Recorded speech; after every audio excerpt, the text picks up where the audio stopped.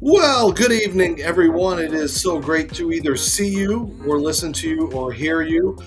This is Dave Stevens, and I'm here as your co-host of the Gary Stein and Stevens Show. And again, it's going to be a fun night. Yeah, you might be caught up in football, you might be caught up in NBA or whatever, but we have a legend on our show tonight, a guy I used to work with at ESPN, who has now moved that transition from being on SportsCenter to being an amazing broadcaster for the Boston Bruins. You might have heard him. Here's one of Jack Edwards' calls. Sagan sets up in front. Now Sagan at the post on the cycles. Right off of Reimer. The stick save. Boychuk's drive. Rattles around in front. Marchand to Bergeron on the drive. Save. Rebound is loose. Sagan kicks it loose. Bergeron scores!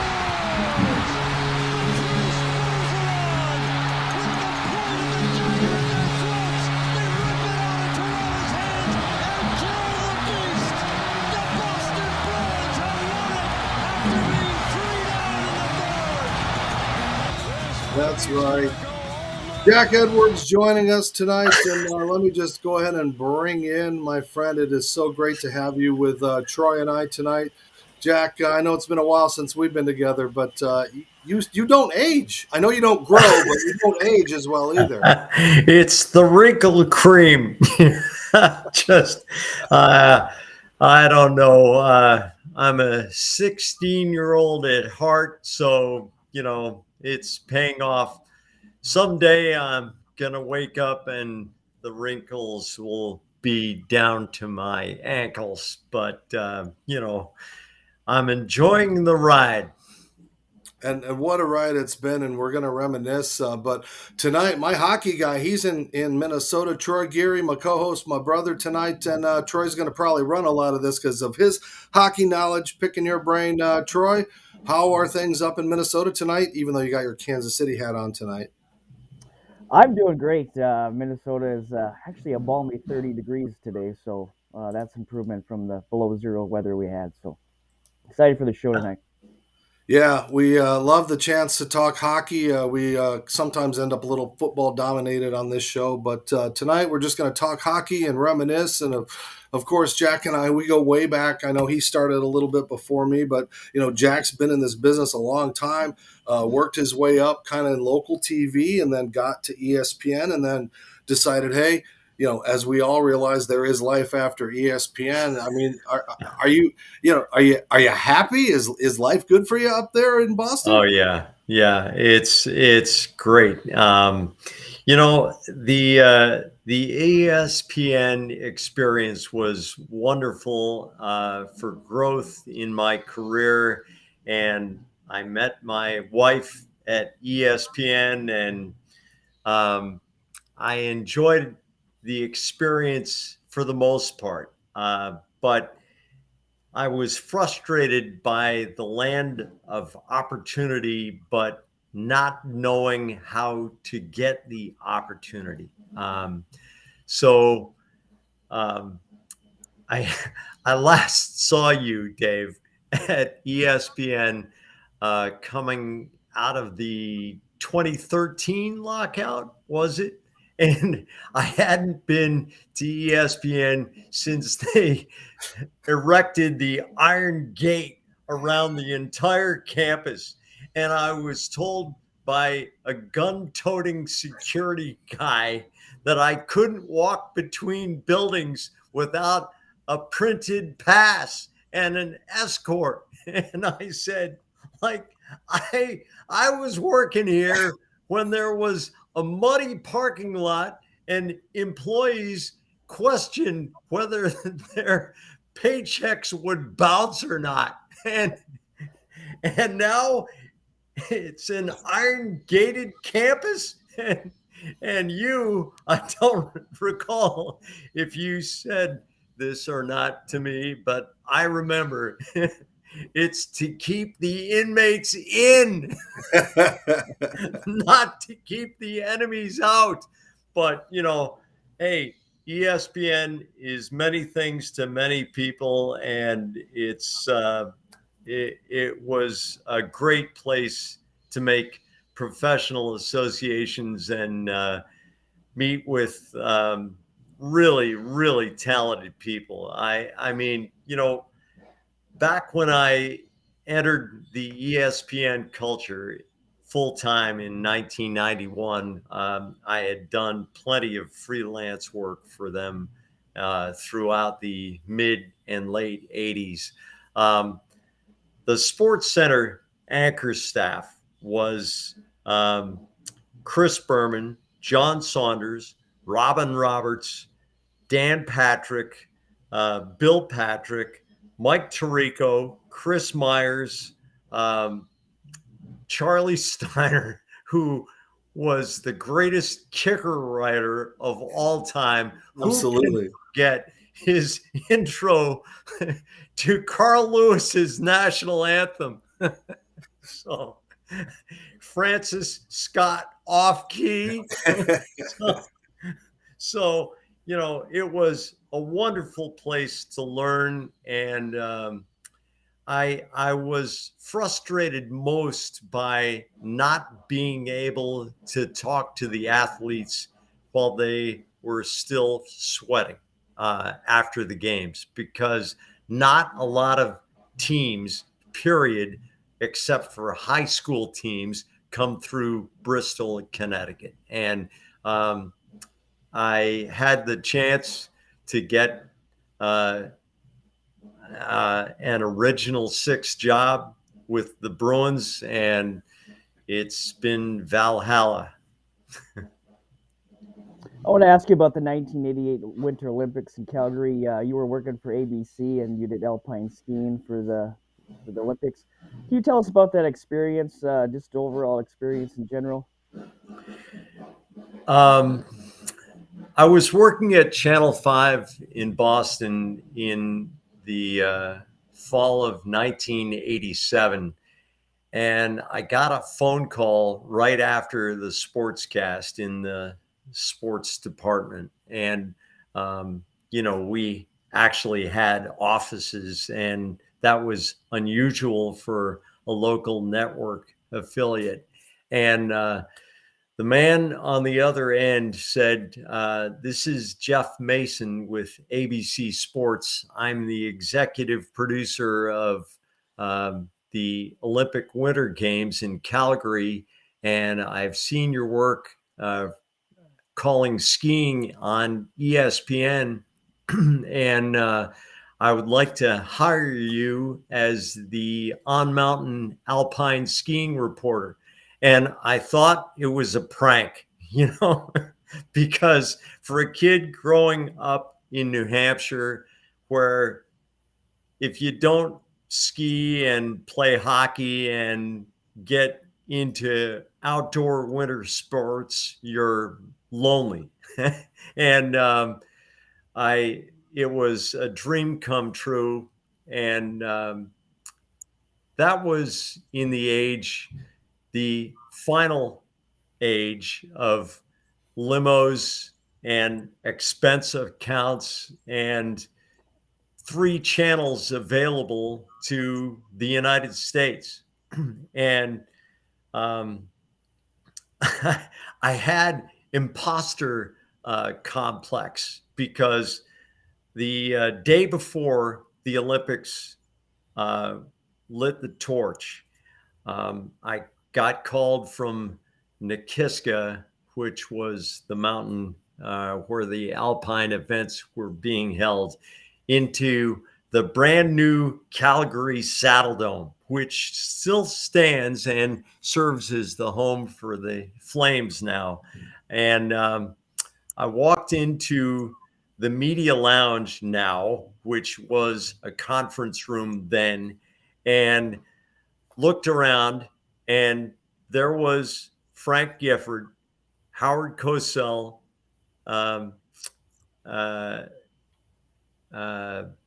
Peggy Fleming, Jim McKay, Bob Beatty, who was working on the Alpine, Al Trotwig, Dick Button, Eric Hayden, and, all these unbelievable. Did I mention Chris Schenkel and Bill Fleming? And, just these icons of my childhood in sports television. And me, what?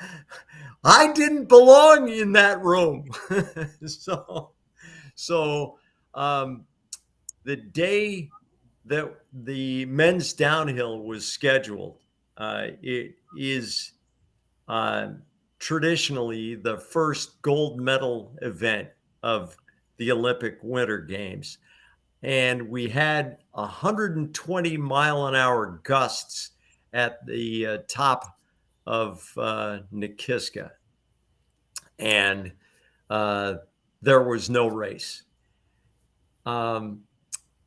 Before that, the sign-on, I took my radio IFB, which had the signal of the line signal, which was, the broadcast signal, with an interrupt for the truck to talk to me.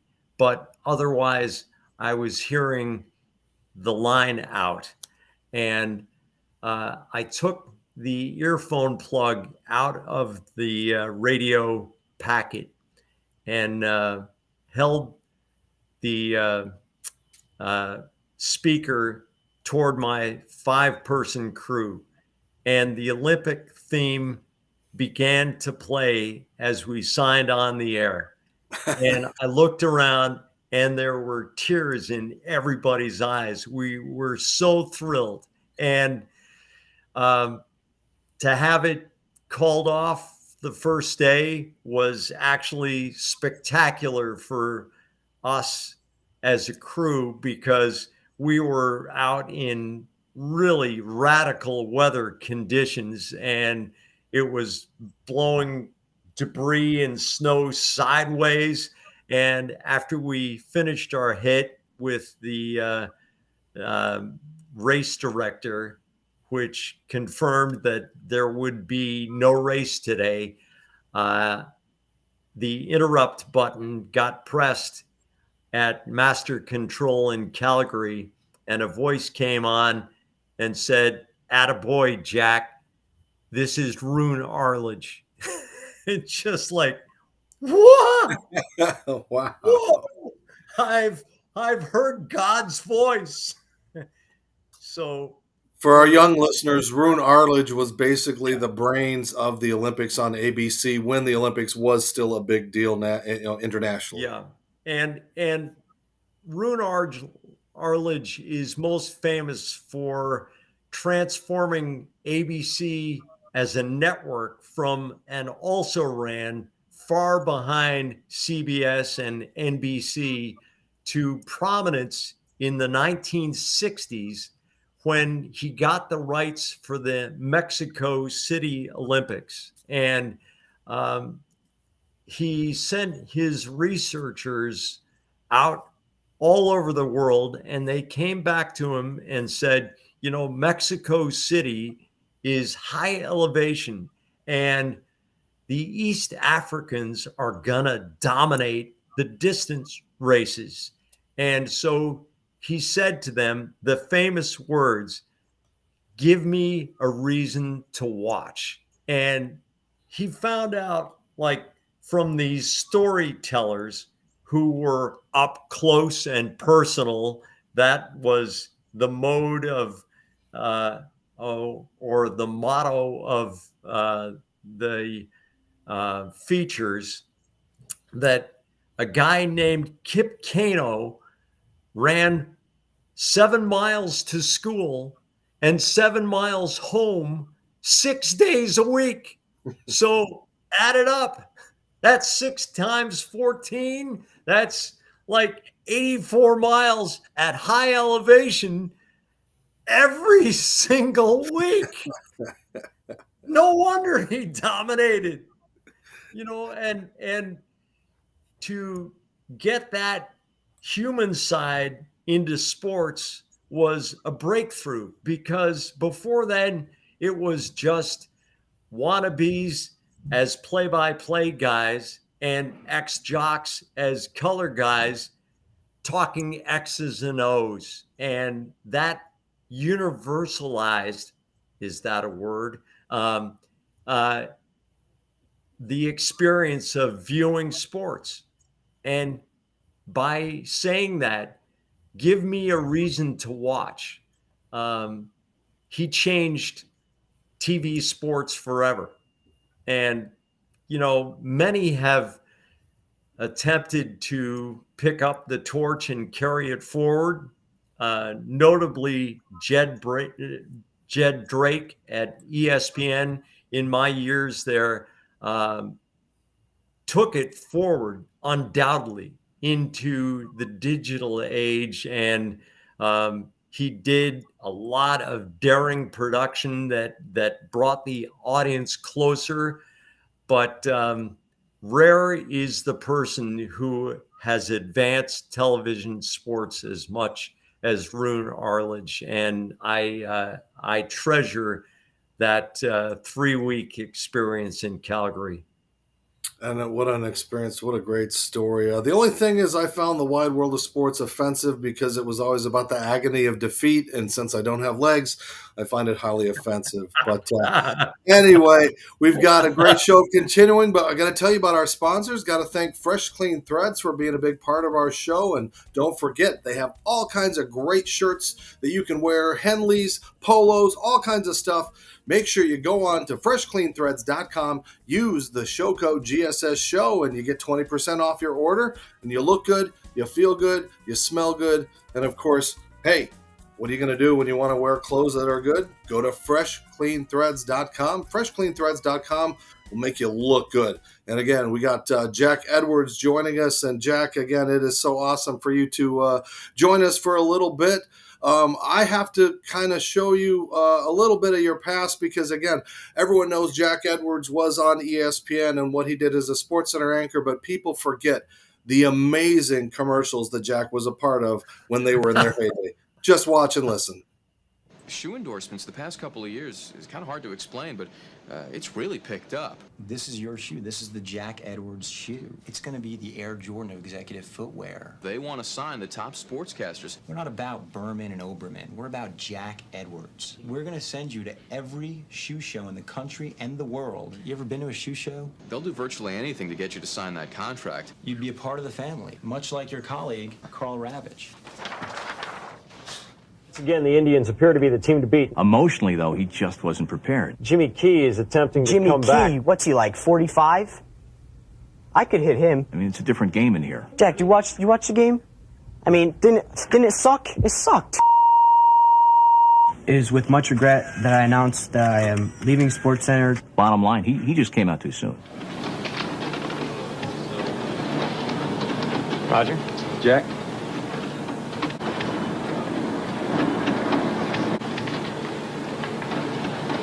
I'm going to be a while. Always a fun time in SportsCenter, especially this commercial. This was the best. He has not lost his best fastball, Jack. Oh, come on, 89, 90 miles an hour tops. 95, 96, 2 weeks ago, 100 earlier this year in Detroit. He can still bring it. Yeah, I don't believe that. All right, wait, we can settle this real easily. Rocket, could you come in here for a second? What's up, gang? Jack here says you can't bring it anymore. Oh, is that right? Can you hold that for me, please? 98. Pretty good. Pretty All right, good. so I told you there was no story. Got it. Thanks, Roger. You got it, guys. Anytime. Just a little blast from Jack's past. And Jack, what are your memories of those commercials? I remember, when I used to be on my crutches coming in, and it's like you can't go to work because Evander Holyfield is blocking the elevator. It was always surreal what to expect when we were in our heyday. Just what are some of your memories of those commercials? First of all, they were so well done. An ad agency, I forget the name, but they were associated with the Nike Just Do It campaign.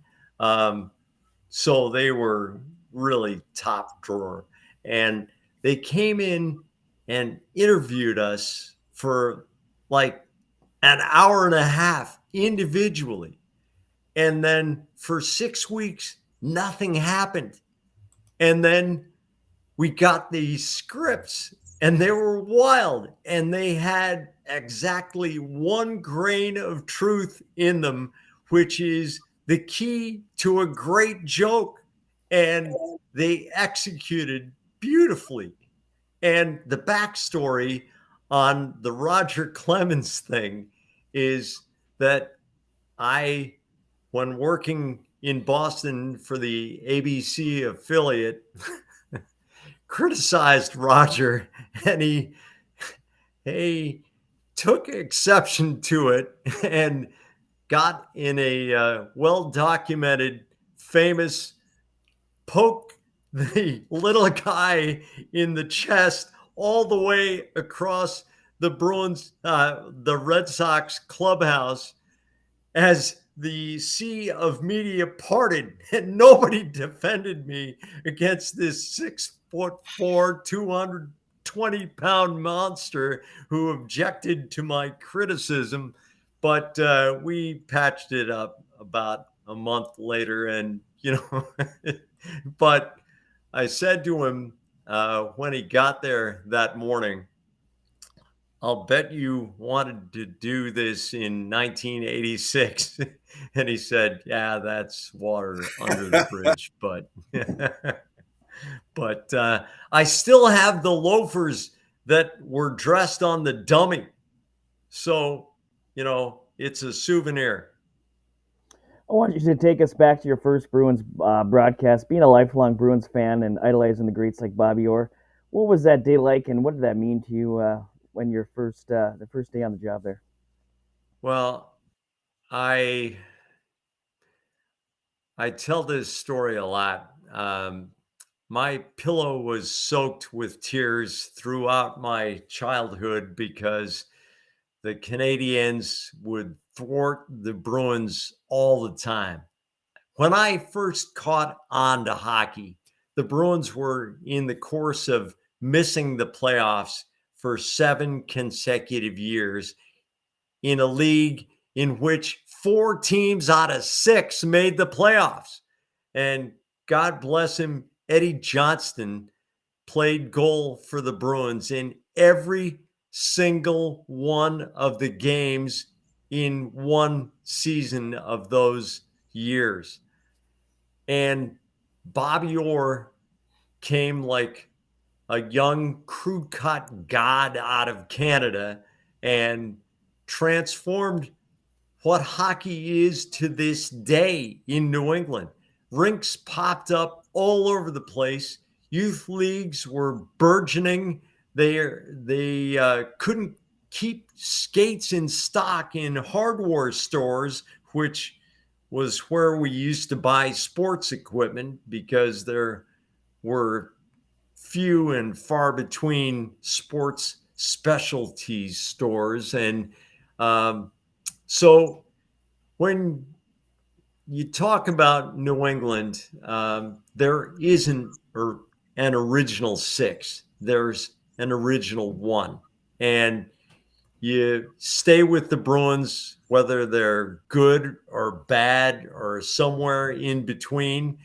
And through 29 years of making the playoffs consecutively, an all-time postseason streak that I believe will never be broken in North American sport. They won the cup once. And I hooked on with the Bruins just after the year-long lockout ended. It was Sidney Crosby's debut season and Alex Ovechkin's as well.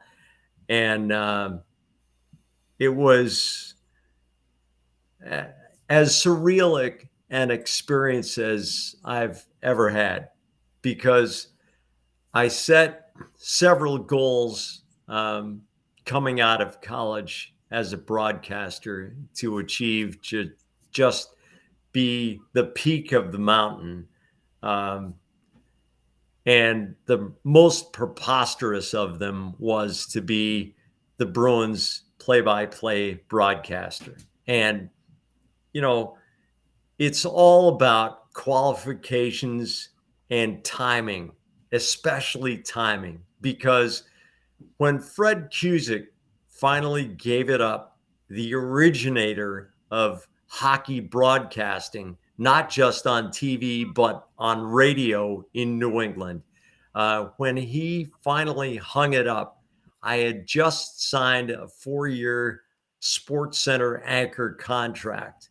And I went into the vice president of meanness at ESPN. Normie, said, no. It was above his pay grade at that time. Norby is a great guy. And I said to him, there's only one job that is my heart's desire above ESPN, and that is the Bruins play-by-play job. And if you will let me out of my contract, I would like to apply for this job. And he said, no. That was the end of the conversation. And so, you know, they tried a few different play-by-play guys, and I got the news that Dave Shea, they used to split the job between home games, which Dale Arnold was calling, and Dave Shea, who was calling away games. And I got the news that Dave Shea was not going to return like less than a week before the preseason games began. And I was out of contract. ESPN had decided to dump the NHL, and I had just finished a season for HDNet, which had the most brilliant picture of the NHL to an audience of 12 nationwide at that time, because nobody had bought these high definition HD TVs that would fit on a half a wall. We still owned these 300-pound, 27-inch screen, 4x3 aspect ratio TVs. So we had the best picture and no audience, but I did 62 games for them in the pre-lockout season. And I was in contract talks with them. And I printed up a DVD and sent a cover letter and a resume to the Bruins and New England Sports Network overnight, priority. And the next day they called me and said, we want you for an interview. And 48 hours after that, they offered me the job, and I've been living the dream ever since. Well, speaking of big picture, I did find a picture on the internet. You might remember, Jack, and it's actually, if people can go to eBay, they're able to purchase this Jack Edwards glossy photo from WCVB TV in Boston. $17, I think, is the best offer right now, plus shipping. So, Jack, you haven't aged, my friend. Save your money. Wow. Yeah, I try to do my homework. But speaking of homework, you can do your homework and make up all the shows that you've missed of the Gary Stein and Stevens show on your home TV. That's right. You can watch us. My friends in Miami watch us. There's Jason and my other buddy watching us down there in Florida, watching Linda Cohn, my ex-ESPN friend as well. We try to get all the old ESPNers to be a part of this. But yeah, just go on to yourhometv.com. You can watch us. I know we're a podcast and we're on Spotify and everything like that. But when you've got an amazing group like this behind Your Home TV, putting on our shows and putting on what we do, we got to support them. And that's why you can watch me and see my friends like Jack and Kenny Mayne and all the people that we've had. There's my buddy Jason.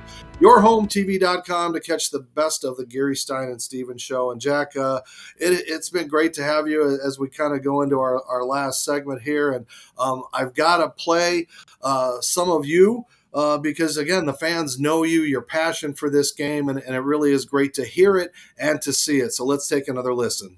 Just under Marchand's stick. Anderson down on his front, and they're going to wave the play dead with the Bruins on the power play coming into the attacking zone. I mean, I understand if this is a peewee game or if there's a bone sticking out of his leg, but that is utterly ridiculous. Utterly ridiculous, but you know what, Jack? You bring so much passion to the game, and I love listening to you. Our fans love listening to you, and of course, our fans love it because we had one of our fans reach out and say, what is the greatest part of your job as the voice of the Bruins, and how do your fans react to your passion for the game? Thank you, Micah, for that question. Again, we've heard that passion. We hear it all the time. Sometimes you get in trouble for it. So where does it all stem from?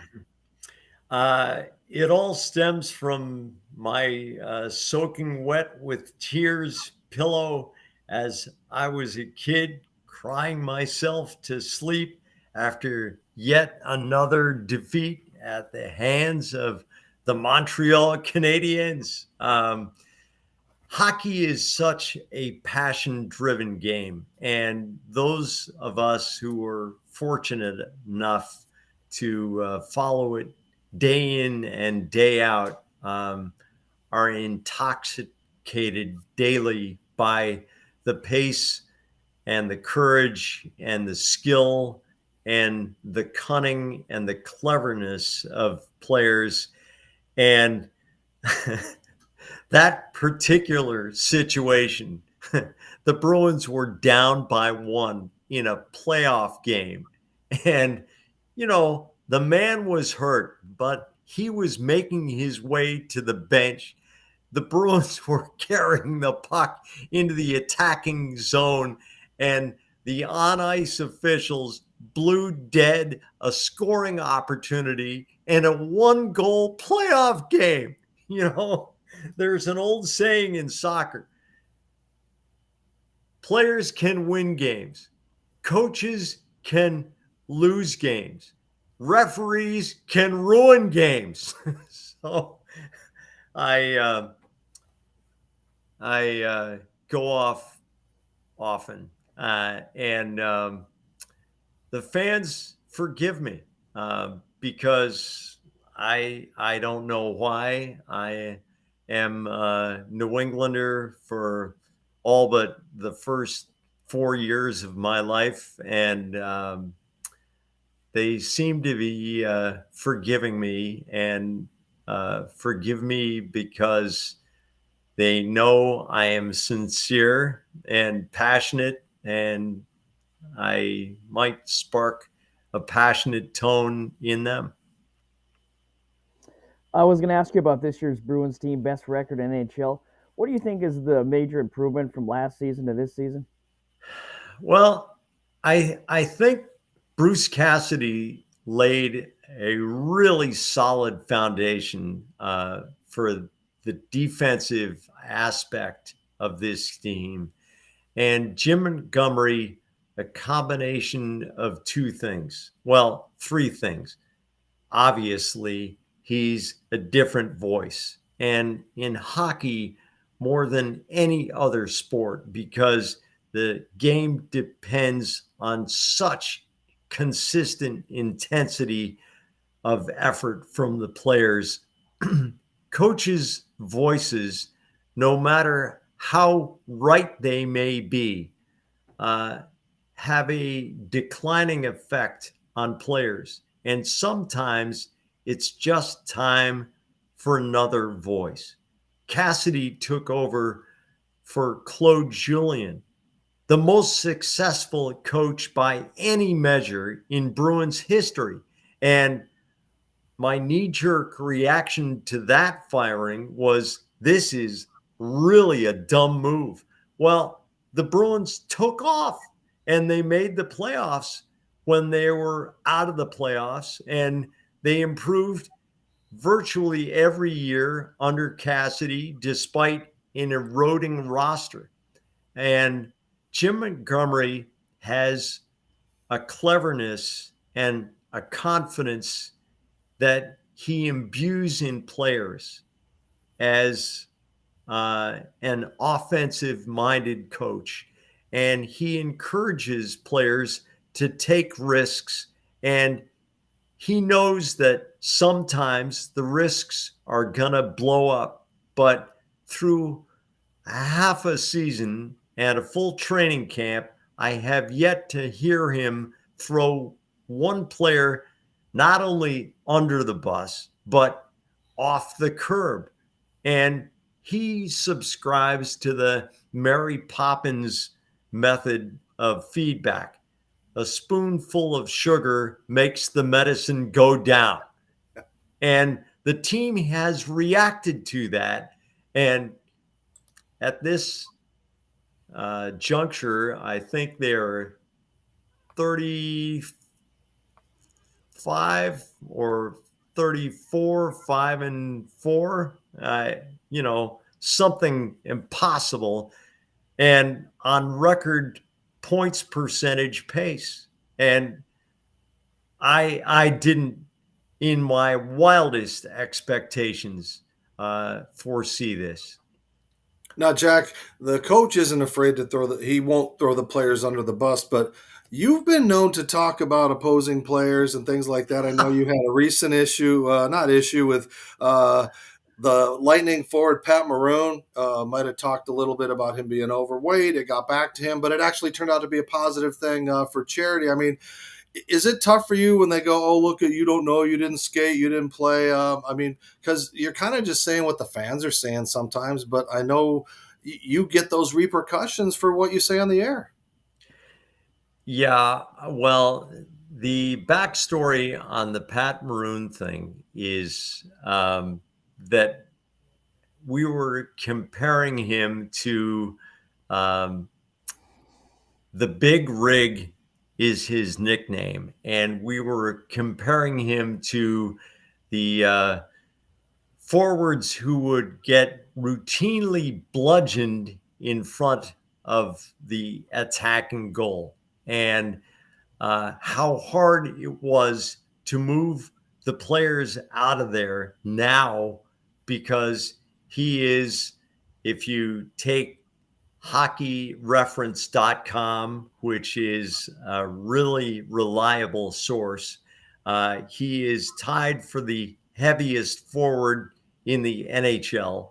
If you take NHL.com, which is susceptible to team-driven propaganda, he is either the third or fourth heaviest forward in the NHL. And we weren't saying he was fat. We were joking about his total weight. And, somebody on social media connected the dots, and it was a firestorm. And I admire the Tampa Bay Lightning for making a donation to a group that helps people with weight, but I never said that Pat Maroon had mental problems or he was fat. It's just, these are elite professional athletes. Every single player who pulls on an NHL sweater, even for only one game, is an elite professional athlete. I happen to think that because of their skating skills, they're the best athletes in the world, because they have to be physically, aerobically fit, bullish strong, quick of mind, quick of reflex, and have magical hands to do the things that they are trained to do while being assaulted by 5 enemy skaters who average 6'1" and 200 pounds. And, they're fighting over a puck that doesn't bounce true. So combine these factors and, my unabating admiration for these athletes comes out. And it was a joking moment between Brick and me, and it got blown completely out of proportion. But As the media does, right? well, it's social media and what it has turned into, but I just interpret it as a part of the job and baggage that every person in the public eye has to carry. I want to hear your opinion on this. Do you think Ovechkin will break Gretzky's record? Yes, I think he will because he loves to score goals. And he's unbelievably durable. Not to go back to the weight thing, but he weighs 230 pounds. And earlier in his career, he could really motor, and people didn't give him credit enough for how robust he is physically. And that will help him endure his slower years. It happens to all of us. And I think he will stick around until he has that record. He's a goal scoring machine. I go back to a baseball analogy from the 1970s. Steve Carlton had the best slider perhaps in baseball history. And he got 2 strikes on a hitter, and a catcher who will go anonymous to protect his secret said to me once, this batter, who is currently in the Hall of Fame, turned to him and said, he's going to throw me that bleeping slider. It's going to come in at the waist and break to my knees, and I'm going to swing and miss it. The catcher said nothing. The slider came, strike 3, swinging. You know what's coming with Ovechkin, as you did with Carlton, and you still can't function around it. A hitter couldn't hit Carlton's slider, and a goalie, well, the shot either hits him or scores. And, Ovechkin's one-timer from the left wing circle as a right shot is an unstoppable shot. It either hits you or doesn't. And if it's on goal, it's in. So, and yeah, that's Gretzky a was long way of saying that he will get the record. And Gretzky was such a different type of player because Ole doesn't get a lot of assists. He'll occasionally get them, but he's mostly dump it to him. He's going to blast it in. I mean, Gretzky defined and probably made hockey, palatable in the United States because of the excitement. And I just know it's sad, yet it's cool to see, these kind of things happen. And, it's great for the game. And I hope he can, not get an injury to the knee or something. Cause at any moment, those guys, they could be out for a while. Yeah. Gretz will live forever. Nobody's going to ever wear the number 99 in the NHL again. And, he deserves that. He's been a great ambassador for the game. And I did an ESPN Sunday morning conversation with Gretz just after he passed Gordie Howe for the all-time record. And I said, your children are toddlers and they won't reach the age of reason till you're probably after your prime. What do you want them to know about you that they can't possibly absorb as toddlers? And he thought for a moment, as he always did. He never gave stock answers, and that was part of his effort to sell the game. And he thought for a moment, and he said simply, how hard I worked. And that sums it up with the most talented player who ever laced up skates. Bobby Orr, for my mind, is the player who revolutionized the game. There are similar players to Orr who play in the style of Orr, but Orr was the original player who turned defensemen into a 200-foot threat. Gretzky did what nobody else can do because he saw past the second pass. He saw the geometry in his head like a grandmaster at chess, but he didn't have 90 seconds between moves. He had 0.2 of a second between moves, and nobody's mind has worked that quickly ever and ever since. Well, Jack, thank you for spending some time with us tonight. It's been great to reminisce. And of course, don't forget, you can go on eBay and get the Jack Edwards photo for $17. I don't know if it's gone up, but no, Jack, you've been such a good sport, and it's great to see you. You and I, it was nice to have somebody about the same height as me at ESPN when I didn't have my legs on. So, you always made me feel comfortable. But no, you were always a good friend. I miss our times that we would sit in the newsroom and just kind of talk about Minnesota Twins and other sports other than the ones that ESPN wanted to cover of the Giants, Jets, Eagles, all those kind of things. But you've been a great sport. Thank you so much for being a part of it. Troy, how cool was this tonight, huh? Yeah, it was a blast talking to you tonight, Jack.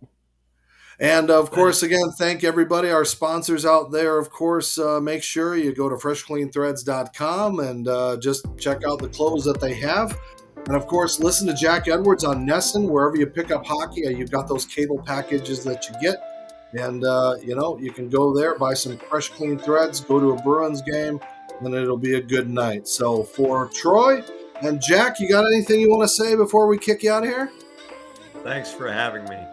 Hey, it was great, my friend. My best to your wife, Lisa, and the kids and everything. And again, Jack is still living the dream, and he'll continue and go Bruins all the way to the Stanley Cup. So for Troy, Will, who's at the Vikings game, and we're not going to tell you the outcome because you're not going to want to know. I'm Dave Stevens. Geary, Stein, and Stevens will be at the Super Bowl on Radio Row. Don't forget to follow us on all social media platforms because that's what we do. For Troy, for Jack, and myself, that's a wrap. Good night.